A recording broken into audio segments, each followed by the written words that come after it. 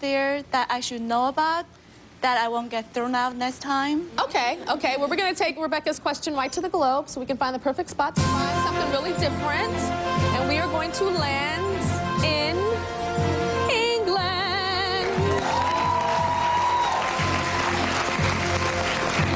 All right. So, Gabrielle, tell us about England's sexual profile.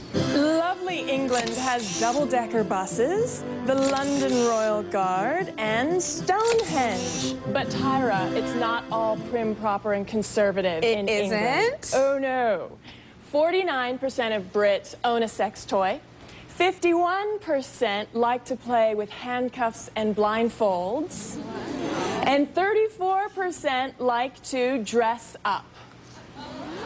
That is really crazy because, you know, in America, we see them talk like this and they just seem so proper and they drink their tea with their pinky out.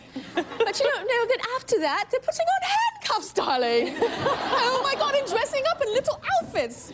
Who knew? Okay. Our British panelist is actually over there. She ain't over here. She all the way over there in the UK, and she's going to share some of the more risque ways that Brits take pleasure to the next level. Take it away. Hi Tyra, it's Catherine here in London. I wanted to inform you of a new sex trend that's sweeping over the UK. It's called dogging. Apparently, people are engaging in sexual activity in public places such as parks or cinemas. Typically, two sets of people meet up randomly or over the internet beforehand. Although thought of as mainly a British phenomenon, it could be coming your way, so watch out.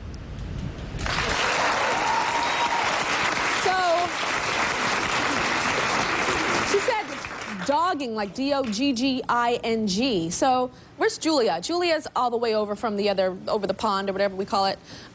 So, explain this, I don't understand this dogging thing. Explain it more.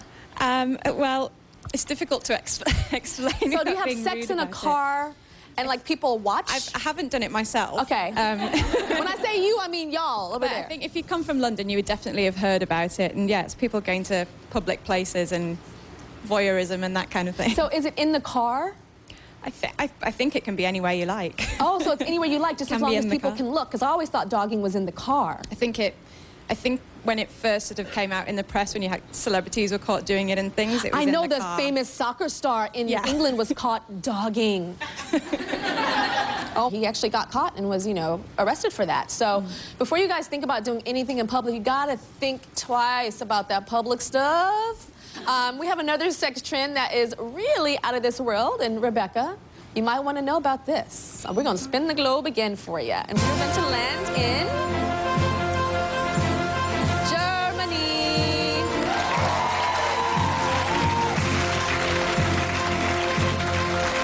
Okay, so tell us about Germany's sexual profile. All right, Germany, we've got Heidelberg Castle, luxury cars, and Wiener Schnitzel. Now, the Germans don't waste time when it comes to sex. There, the age of consent is 14 if the partner is 20 or younger. Otherwise, it's 16. And also, sex work there is legal, and it's got Europe's largest brothel. In general, Germans are known to love their sex, and they also like porn. They do? They do. I actually walked down the red light district with the prostitutes standing in the windows in Munich. And I heard that if you're not walking down and wanting to pay for sex, I actually know this makeup artist that was just looky-looing, and somebody actually poured some pee on him from their window. Yeah, like, if you ain't trying to pay for me, get away. It's a serious business. It is a business. They don't want to be like, it's not a zoo. They're like, this is business. What you got? Okay, so let's hear from our international panel of love. Elena, tell us how y'all kink it up in Germany. Well, the Germans have actually developed android sex dolls. Android sex dolls? Like robots? They're like robots. They're made to order by a company called First Android Company. And you can customize them. You can change their hair color. That is what's most interesting about them. These dolls actually move. So they have a beating heart, they can breathe, they have thrusting hips. What is that? She's like breathing? Yes. Oh my God, look at that. Did you guys see that movie with Ryan Gosling's movie or heard about it, Lars and the Real Girl, where he carried around a doll?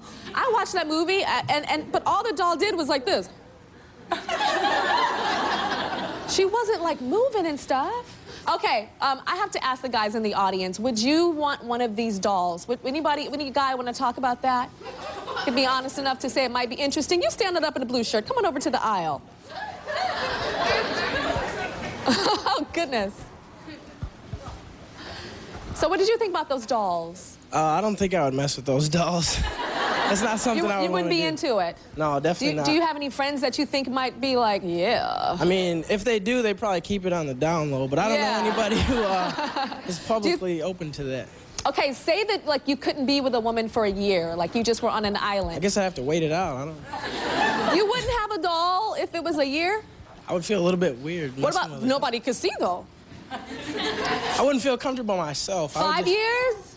I guess I have to go without it then. Child, if it was 5 years, I'd be like, where's that male doll? Bring it on. Bring it on. So Rebecca, we've heard about the dogging and the, you know, people watching in cars and all the different types of stuff and the dolls. You said you wanted to open it up. Too freaky? Or? There's kind of kinky, so I don't know, at this moment I would be into either one of them. You might be into either one of them? I don't know, at this moment I don't think so. It's too much. But it's nice to see the extreme. We can always scale back. Right. Right? You can always scale back. You can always watch the tape of the doll. Oh, yeah. We'll be right back.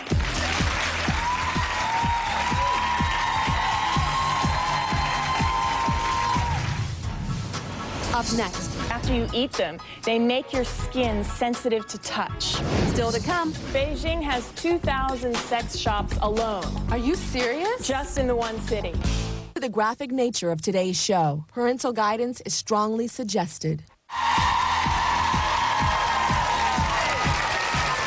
Okay, so Maddie, you've got a question. Tell us what your question is. Hi, Tyra. So I've been dating in short-term relationships for quite some time now, and I'm just curious if there are any aphrodisiac foods I could incorporate in dates maybe to give me a little more luck and make a relationship last a little longer. Oh, so like he eats it, you eat it, you guys both together. get turned on. Well, come on down here. We have this stuff here.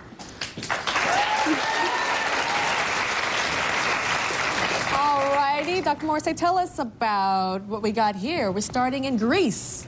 Okay, Greece, we've got truffles. Now, they're rare and expensive, but what they're great for is a romantic dinner.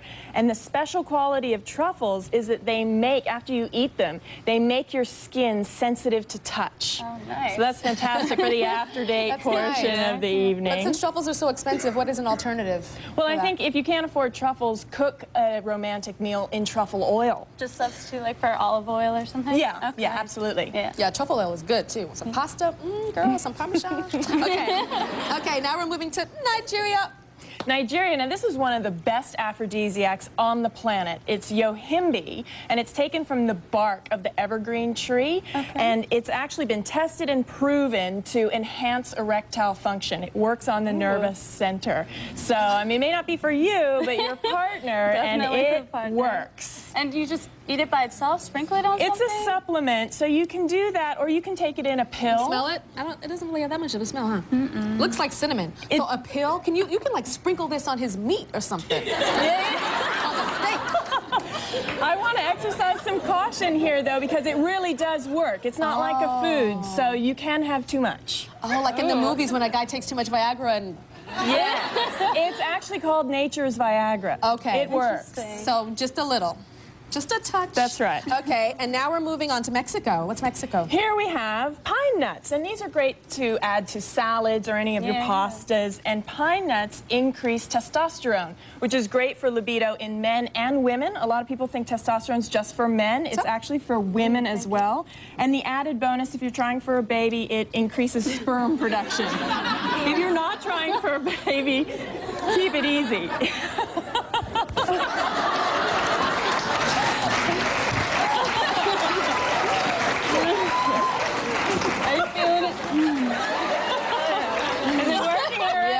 I could leave you two alone. Now we have the Netherlands, we have Holland. What's up with Holland with aphrodisiacs? Here we go with the scent of smell. It's very important in terms of turning each other on. It's not just visual, it's also the sense of smell. Now, stronger, actually, than perfume is the scent of cinnamon. It actually increases blood flow and sexual function. And so if you don't like